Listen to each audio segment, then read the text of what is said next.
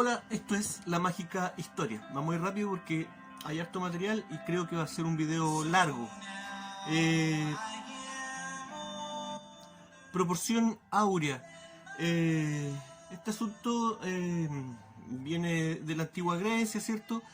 En un principio un conocimiento muy reducido para una cantidad de personas muy reducida, y que ahora en la época moderna, a pesar de que era algo que no estaba escondido para el común de las personas, no se difundió hasta cuando apareció la novela de Dan Brown, ¿cierto? El código Da Vinci, y también se popularizó gracias a esto el otro libro, ¿cierto? El Enigma Sagrado, que mencionaban el tema de la proporción áurea y todo este asunto. Vamos a ver un video para explicar básicamente de qué se trata este tema y cómo está presente en la naturaleza. Corre video. Comenzamos dibujando un cuadrado.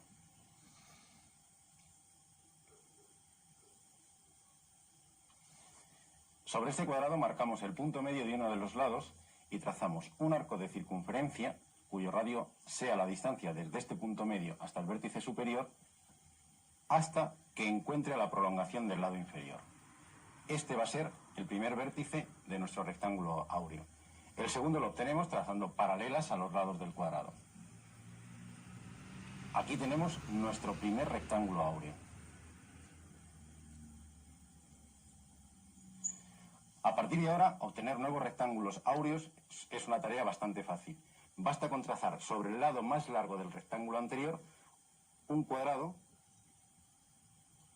y así obtendríamos nuestro segundo rectángulo áureo. Si sobre este nuevo rectángulo áureo trazamos otro cuadrado cuyo lado sea la longitud del lado mayor del rectángulo, obtendremos un tercer rectángulo áureo. Estos rectángulos tienen una propiedad interesante. Si unimos mediante arcos de circunferencia los vértices consecutivos de los cuadrados, obtendremos una curva muy especial que se llama espiral de Durero. Efectivamente, nos ha parecido una curva muy familiar. Una espiral que nos recuerda mucho a las conchas de algunos caracoles y a los cuernos de algunos rumiantes. Esta espiral fue descubierta por el pintor renacentista Alberto Durero y desde entonces muchos científicos y matemáticos asocian esta espiral con el crecimiento de las conchas de los moluscos. En la naturaleza nos sorprenden de vez en cuando fenómenos de los más insospechados en que aparece esta curva. Desde una galaxia hasta un huracán parece que se sienten atraídos por la belleza de esta curva. En el mundo vegetal los ejemplos también nos dejan perplejos. Esto explica por qué muchos científicos han defendido a veces con demasiado entusiasmo que muchos animales y plantas cuyo crecimiento se produce manteniendo la forma y conservando las proporciones entre sus partes están directamente relacionados con el número de oro. Ya, ahí veíamos, ¿cierto? Un poco la relación, ¿cierto? De este número dorado, esta proporción áurea, ¿cierto? Y su relación también con la proporción de las figuras de la naturaleza. A partir de esta idea, ¿cierto? Hay un montón de personas, un montón de teorías, ¿cierto? Han aplicado este asunto, no sé si con tan buenos resultados, en la música, en fin, en distintas cosas. Pero hay una pregunta que pocas personas se hacen, ¿cierto? Ahora se habla de la proporción áurea y como incluso también como un elemento de belleza. Se han hecho, ¿cierto? algunas máscaras para demostrar de que las personas que tienen una mejor proporción áurea, o sea, una mayor cantidad de veces repetida este número en sus facciones o en su cuerpo, son personas más bonitas, más bellas. En fin, algunos no tenemos esa suerte. El tema es que lo que la gente no se pregunta es ¿por qué? ¿Por qué tiene que, cierto? Algunos dicen, empieza todo este asunto de las teorías de que esa es la representación divina, ¿cierto? Pero todo en la naturaleza tiene un porqué, ¿cierto? Algo debe haber algo, una razón de por qué se repite esta proporción en la naturaleza. Proporciones que se repiten. Esto ya no habla ya de algo que obviamente a los biólogos, a los científicos, ¿cierto? A los neodarwinistas, qué sé yo, les causa pero escozor esta cosa, ¿cierto? De que en la naturaleza existan cosas que nos indiquen de que la naturaleza es una creación, un diseño, ¿cierto? ¿Será solamente la naturaleza un diseño? Esto queda claro, ¿cierto? Esto es real, no es una teoría conspiranoica ni nada por el estilo. Es un hecho, está ahí, es medible. Ahora, ¿por qué sucede? Eso es otro tema. ¿Sucederá esto mismo en algo más que no sea la naturaleza? Estos patrones, ¿cierto? Que se van duplicando y ampliando, ¿cierto? Sí, claro, los fractales. ¿Ah? Hoy en día existe la matemática fractal, la música fractal, pero para entender la idea básica de qué es un fractal, vamos a ver otro video. Corre video. En la década de los 80, un informático que trabajaba para la empresa aeronáutica Boeing estaba intentando generar imágenes de los aviones creadas por computador. En Boeing descubrimos un método de crear superficies curvas bastante perfectas y decidí aplicárselo a los aviones. En las imágenes de la publicidad de Boeing aparecían montañas en segundo plano detrás de los aviones, y yo quería poner montes detrás de mi avión, pero no tenía ni conocimientos suficientes de matemáticas ni la más remota idea de cómo hacerlo. Así que lo que querías era algo que, independientemente de lo lejos o cerca que estuvieras, tuviera un aspecto natural, ¿no es así? Sí, eso es. Quería que parecieran reales, que pareciera que uno podía desplazarse por ellas con su cámara de fotos. Aún no existía un algoritmo que lo hiciese, así que yo me puse a inventarlo, a desarrollar un algoritmo que reprodujese las imágenes de las montañas. En aquella época, crear un cilindro virtual ya era una tarea casi imposible. Así que recrear de manera realista el perfil recortado y aleatorio de una cadena montañosa parecía imposible. Pero Loren tuvo una idea inspirada. Coincidió que el libro de Mandelbrot se publicó en aquel momento. Traía ilustraciones de lo que las matemáticas de fractales eran capaces de generar, y me dije, si encuentro la manera de implementar esas matemáticas en mi ordenador, ya está, podré crear imágenes de las montañas. Loren se puso a trabajar para dar con la forma de coger las teorías de Mandelbrot sobre el mundo real y aplicarlas en la creación de mundos virtuales. Esta es una sencilla película que hice en 1980. El paisaje lo construí yo, a mano, utilizando unos 100 grandes triángulos. Ya, pero no parece muy natural. No, es demasiado piramidal. Pero si cogemos cada uno de esos grandes triángulos y los dividimos en triángulos más pequeños, hasta el punto en que ya los triángulos apenas son perceptibles...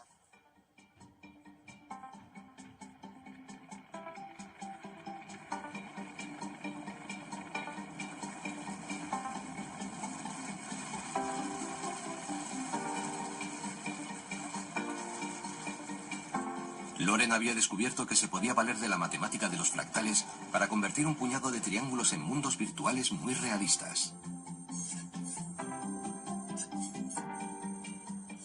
Ponemos en marcha el proceso fractal e instantáneamente cobra un aspecto natural. De unos 100 triángulos pasamos a 5 millones. Y ya está.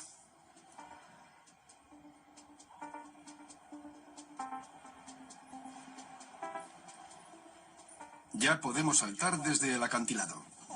Parece que es un mundo tridimensional auténtico. Y podemos sobrevolar el paisaje. Sí, tanto si nos alejamos 10 kilómetros como si nos acercamos a 10 centímetros. Todos los detalles son generados automáticamente en solo unos segundos. Es esa cualidad fractal, esa complejidad infinita la que lo consigue. Es lo que yo quería. Sí. Bajo los estándares actuales esta animación puede que no sea muy buena. Pero en los años 80 nadie había imaginado algo así. Si hubieras tenido que hacerlo a mano, cuadro a cuadro, te habría llevado 100 años. un siglo. ¿Y cuánto tiempo te llevó generar esto? Unos 15 minutos por cuadro. En un ordenador más lento que mi teléfono móvil.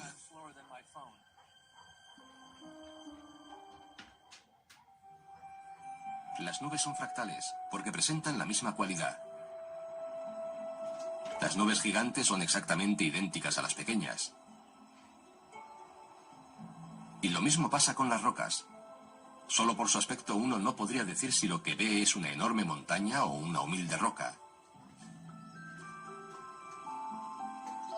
Y también hay fractales vivientes, como este árbol.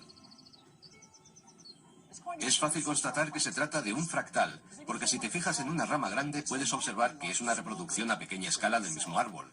Y las ramas más pequeñas que salen a su vez de las grandes también tienen la misma forma. Se trata del mismo patrón que se repite una y otra vez, solo que a diferentes escalas. Y los árboles constituyen una demostración palpable del enorme poder del sistema fractal. Su gran complejidad proviene de reglas muy sencillas. La razón por la que el árbol ha escogido esa forma es porque su objetivo es maximizar la cantidad de luz de sol que recibe.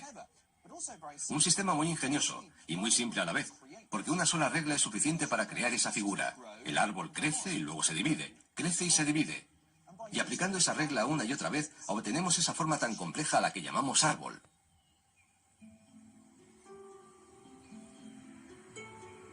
El mismo patrón se reproduce a sí mismo repetidamente a una escala cada vez menor.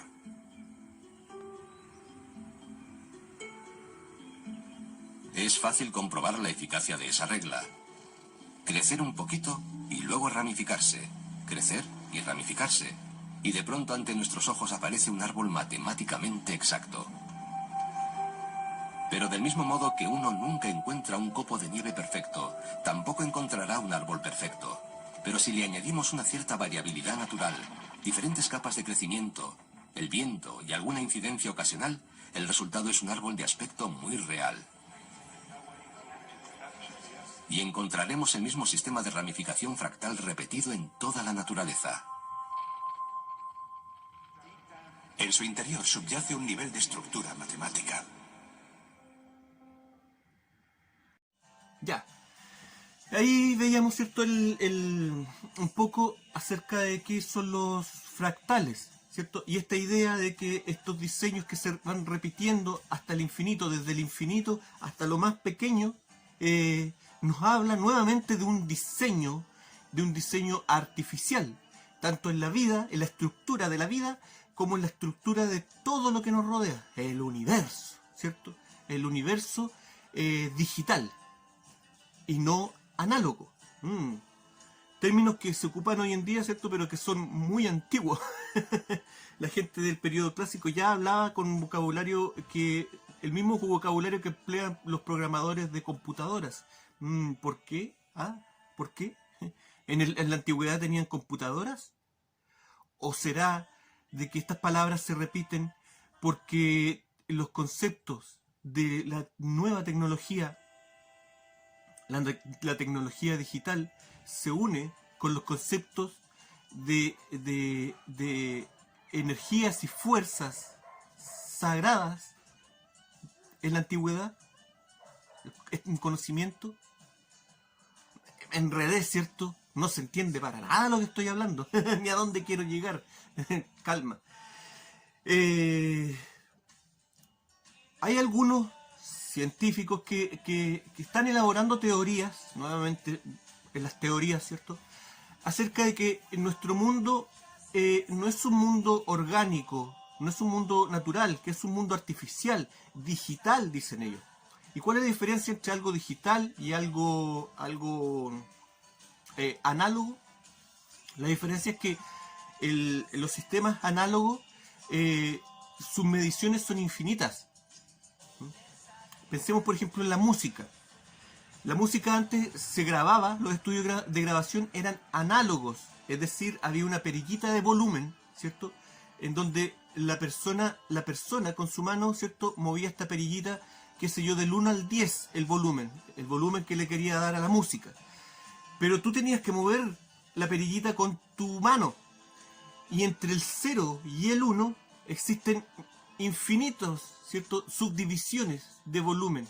Habían infinitas posibilidades de volumen.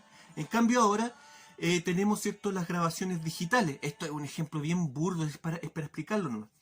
En donde tú saltas el volumen, ¿cierto?, de 0 a 1, de 1 a 2. No tiene estas subdivisiones, no es manual. ¿Me entienden?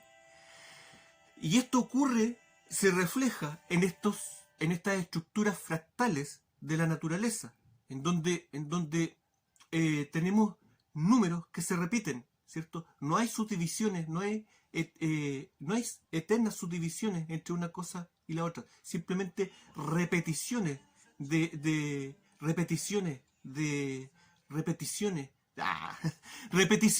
estructuras, ¿cierto? Ponen también el ejemplo de cuánto mide la costa de un litoral, como por ejemplo el sur de Chile, ¿cierto? Algo muy difícil de llegar, porque claro, tú estás midiendo con una foto satelital y empiezas a tirar wincha y sacas la cantidad, lo que mide el litoral. Pero al irte acercando hay más recovecos y asuntos que no están medidos. Y si empiezas a medir a nivel ya microscópico, el número de cuánto mide la costa del sur de Chile se te eleva al infinito. Hay teorías matemáticas también muy interesantes al respecto, que dicen, ¿cierto?, de que ese número, esa curva, ¿cierto?, llega hasta un nivel, ¿cierto?, y de ahí se empareja. ¿Me entienden? Busquen material al respecto de los fractales, al respecto de la música fractal, que es impresionante, al respecto de la matemática fractal y de cómo esta nueva técnica también ayudan a medir el caos. Se está midiendo matemáticamente el caos. Y todo esto nos lleva a pensar de que todo esto es un diseño artificial. Claro, no se puede demostrar. Si todo es un diseño artificial, entonces ¿cómo compruebo mi existencia? Mi vida, ¿cierto? Mi vida. El cuerpo puede ser el cuerpo, el mundo material, ¿cierto? Podemos estudiarlo hasta su mínima expresión y demostrar a lo mejor de que el mundo material es un mundo artificial, pero hay algo más en nosotros, hay algo más en la vida que no es medible, ¿cierto? Me fui en la filosófica, ¿cierto? Pero cuando empezamos estos videos, vimos el cuadrado, ¿cierto? Sator. Y cómo estas 4 palabras nos hablaban de la simbiosis del mundo material con el mundo etéreo, ¿cierto? Que en el pasado lo definían de distintas maneras, ¿cierto? El mundo energético, por llamarlo de alguna manera, y cómo ambos mundos se cruzan, ¿cierto? Al punto de que yo puedo tomar una hoja de papel, la quemo, ¿cierto? Y ahí demuestro que el mundo material se puede transformar en energía, y la energía a su vez también puede generar materia, un proceso que es mucho más difícil, pero que existe. En la antigüedad, ¿habrán tenido alguna certeza, alguna conciencia de estos conceptos para llevarlos, para aprovecharlos, para tomar esta energía universal y aprovecharla, para convertir energía en materia, o para aprovechar la materia, la energía de la materia y aprovecharla? ¿Qué tan antiguo es este concepto de la razón áurea, del número dorado? Vamos a ver otro video acerca de esta geometría en las pirámides. Corre video. Pero sin duda, el caso más sorprendente es el de la pirámide de Keops. Mucho se ha especulado, y a veces con muy poco fundamento, sobre las prodigiosas relaciones numéricas encontradas en las proporciones de las pirámides de Egipto. En el caso de la pirámide de Keops, construida hacia el año 2600 a.C., utilizando más de 2 millones de piedras de unas 20 toneladas cada una, estas relaciones no parecen ser fruto de la casualidad y constituyen la primera, y quizá la más espectacular, aparición en la arquitectura del número de oro. Heródoto, el famoso historiador griego del siglo V a.C., cuenta que los sacerdotes egipcios le habían mostrado el hecho de que las dimensiones de la pirámide eran tales que el cuadrado de la altura total era exactamente igual al área de una de las caras. Este dato, atribuible a un exceso de meticulosidad del arquitecto egipcio, no es en sí nada llamativo. Pero si analizamos las características geométricas que de él se deducen, podemos descubrir con asombro que los egipcios, hace 3000 años, ya conocían y aplicaban la razón áurea. En efecto, el número de oro aparece no una vez, sino hasta 3 veces en relaciones numéricas entre distintos elementos de la pirámide. Así, la razón entre la altura de una cara y la mitad del lado de la base es 1,618, es decir, el número de oro. Pero no acaban aquí las sorpresas. El cociente entre el área total y el área lateral de la pirámide es también el número de oro. Y por si fuera poco, el cociente entre el área lateral y el área de la base sigue siendo el número áureo. Pero el número áureo nos deparará muchas más sorpresas. Antes de descubrir algunas de ellas, vamos a ver un mecanismo sencillo para construir rectángulos áureos. Ya. Ahí estaba entonces la relación de las pirámides con toda esta geometría sagrada, ¿cierto? Un conocimiento muy antiguo. Las pirámides para mí son mucho más antiguas de lo que dice ese video, pero supongamos que sigamos la línea general, de todas maneras tenemos un conocimiento muy antiguo. ¿Y cómo es posible de que todo tiene que tener una evolución? Tú no puedes empezar una teoría desde lo complejo hasta lo básico. No, tienes que empezar de lo básico a lo complejo. Pero aquí vemos en las pirámides, ¿cierto?, de que mientras más atrás, más conocimiento, su conocimiento era más elevado, ¿cierto? Ahora bien, no hemos respondido la pregunta de por qué estos diseños en la naturaleza, ¿cierto?, son así. ¿Cuál es la razón, cierto? Hablábamos de que debe existir una razón para que existan estas proporciones geométricas. Nada es porque sí no hay, ¿cierto? Yo sería muy arrogante si les dijera que tengo la respuesta. Tengo una idea que a mí me satisface, ¿me entienden? Nada más. No me vaya a poner ahí en los comentarios de estáis loco, estáis volado. Claro que sí, claro que estoy volado, pero no sé, busquemos pistas. Y la naturaleza nos entrega algunas pistas. Vamos a ver otro video. Corre video.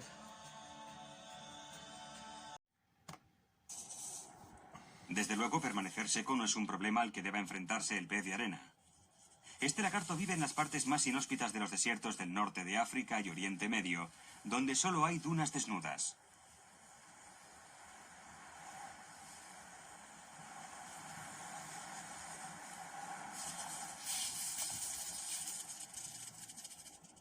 Lo llaman pez de arena porque, cuando se siente amenazado, puede enterrarse en la arena.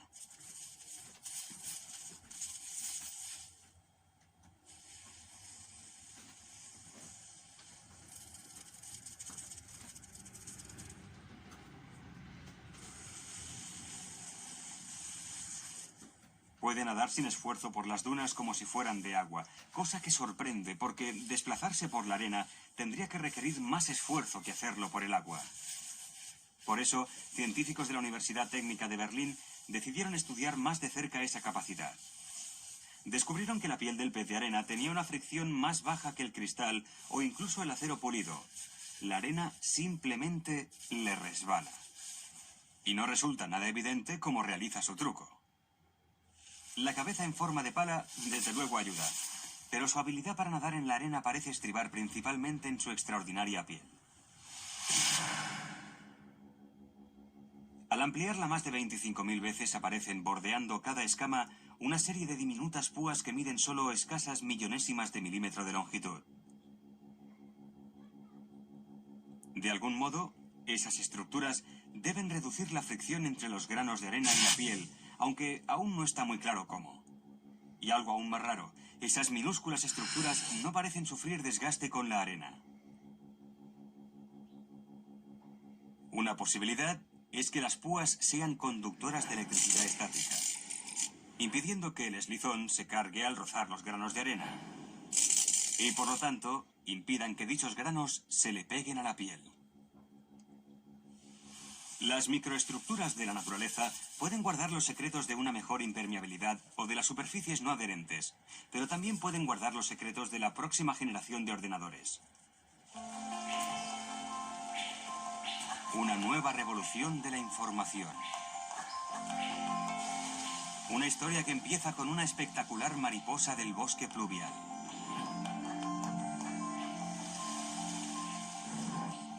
El vistoso azul de una mariposa morfo brilla como un faro en medio del bosque tropical.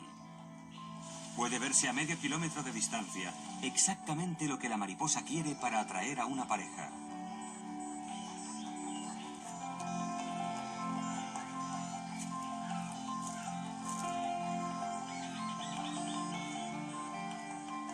Pero las alas de estas mariposas no contienen pigmentos. Producen color de la misma forma en que lo hacen las pompas de jabón.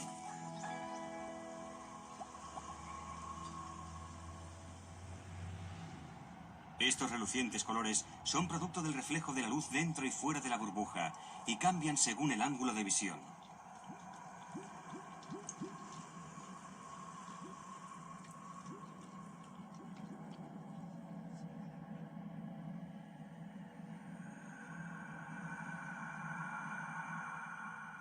Pero el color de un amorfo es mucho más intenso que el de una pompa de jabón.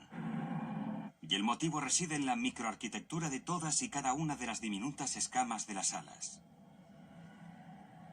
La morfo usa esos colores para exhibirse, para hacerse conspicua, y desde luego los científicos se han fijado en ella. En la Universidad de Exeter, en el Reino Unido, han examinado la microarquitectura de la morfo hasta en su más mínimo detalle.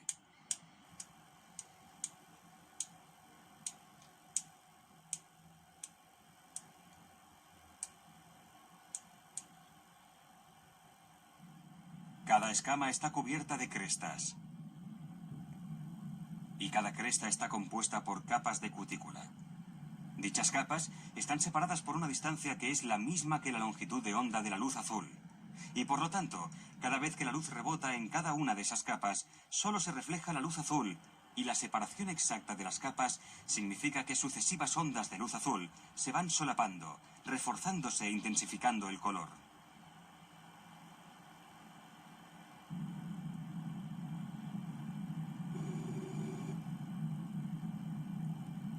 Para que resulte más sencillo ver lo que sucede, los científicos de Exeter construyeron después un modelo de dicha estructura que funciona a base de microondas que poseen muchas más longitud de onda que la luz. Y descubrieron que los espacios entre las crestas y las escamas de las alas están estructurados de tal forma que la luz no queda atrapada. Toda ella se refleja, lo que contribuye a la luminosidad del color.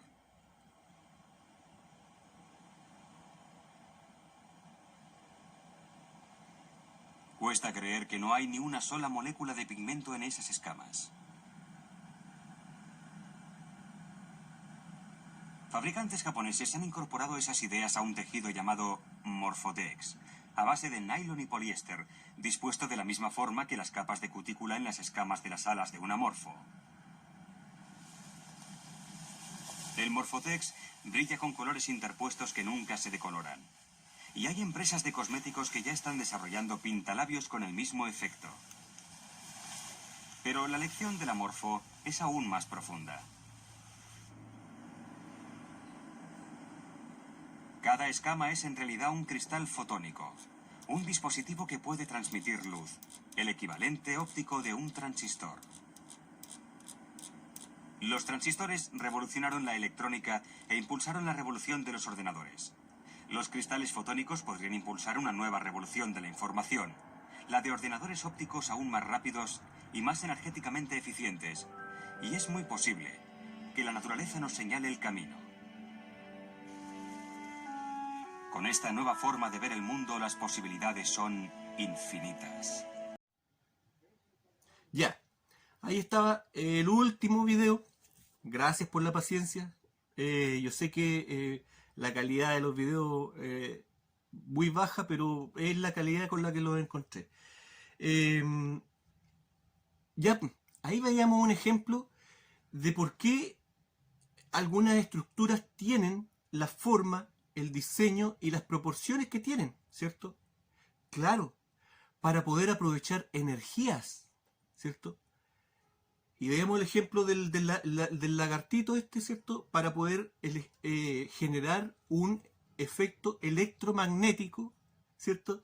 Que le permitiera hacerse repelente a la arena. Y el ejemplo de la mariposa, que ahí no lo dicen en el video, pero finalmente, ¿cierto? Sus escamitas, ¿cierto? Los surcos de sus escamas están en la dimensión correcta, ¿cierto? Con la onda, ¿cierto? Con la longitud de onda del color azul. Y por eso refleja intensamente el color azul. Porque su diseño está preparado para eso. Procesos electromagnéticos. Es decir, las formas naturales, las estructuras naturales, tienen que ver con los procesos electromagnéticos, con la simbiosis del mundo energético con el mundo material. Tú me estarás diciendo ahora, este tipo realmente ahora sí que se chaló.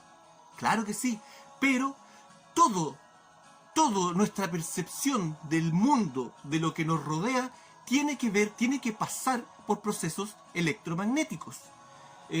Voy a poner pausa porque se me perdió un artículo, me olvidé que tenía que buscar un artículo. Ya, soy muy chanta. No encontré el artículo ni la revista que andaba buscando. Se me perdió, entre medio de todo mi desorden. Pero no importa porque encontré un artículo que habla del mismo tema.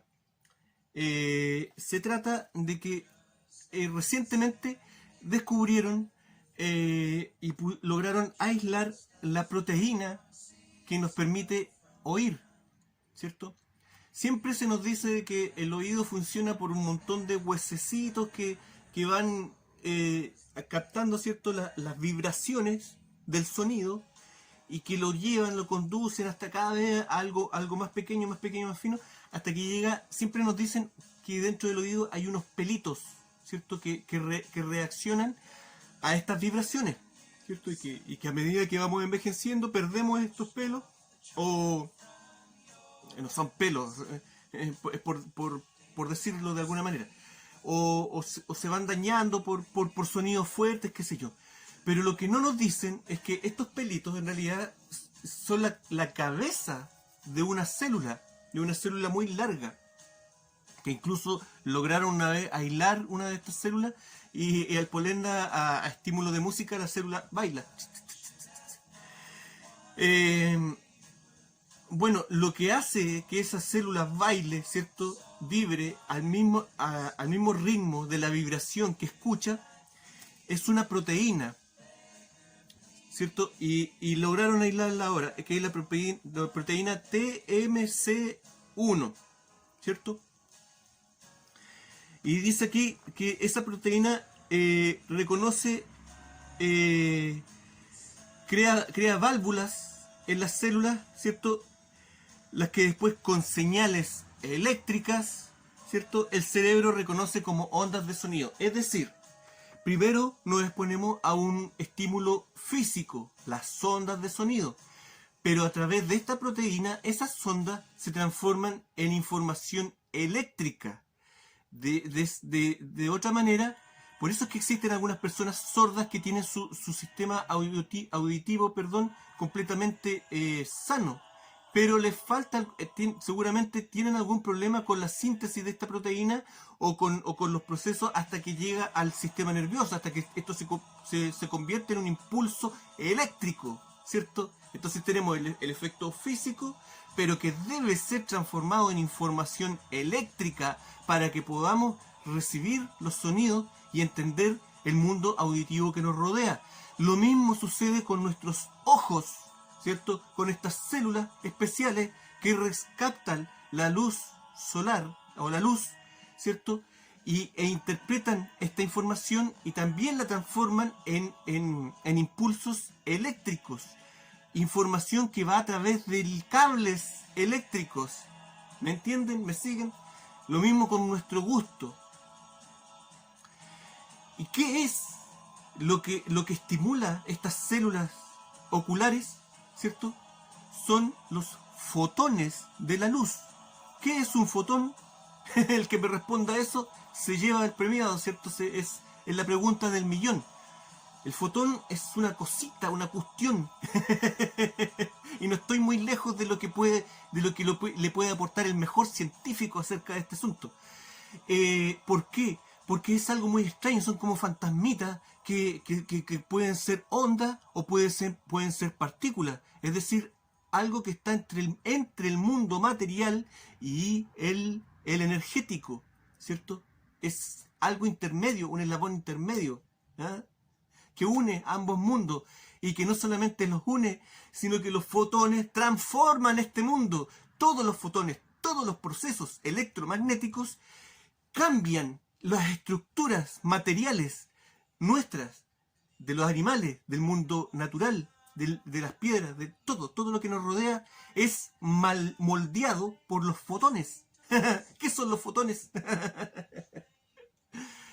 Se va entendiendo, ¿cierto?, la relación que hay entre el mundo, nuestro mundo material, la vida y los procesos electromagnéticos.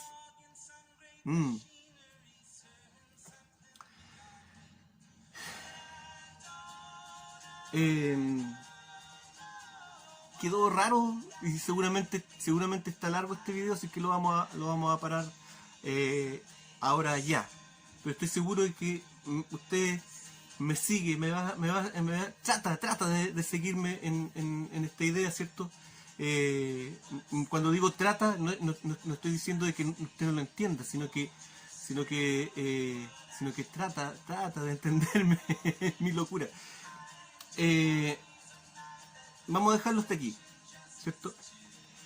La forma de la naturaleza, los colores de la naturaleza, todo lo que vemos, todo lo que observamos, nuestros gustos, lo que olemos, todo, nuestros sentidos, ¿cierto? Y por lo tanto todo lo que apreciamos de lo que es nuestra realidad tiene que ver con procesos electromagnéticos, modificados en último término por estas partículas vibracionales, estos fantasmas energéticos que estimulan nuestros sentidos de alguna manera y que nos hacen percibir el mundo de cierta manera. Nuestros pensamientos, nuestros impulsos eléctricos, impulsos nerviosos, todo está dominado por este mundo que está intermedio entre el mundo material y el energético. Vamos a seguir con el tema en el próximo video. Si se quedó medio enredado, quedó medio volado, pero vamos a tratar de arreglar eso. Esto fue la mágica historia. ¿Me veo medio mal? ¿Estás seguro de que me ve? O a lo mejor es todo esto, toda nuestra percepción de la realidad no sea más que una ilusión, no sea más que una fantasía estimulada en nuestro cerebro a partir de unas pequeñas partículas fantasmas que nadie sabe qué son. Bueno, vale. Gracias, esto fue la mágica historia. Chao, que estén todos bien.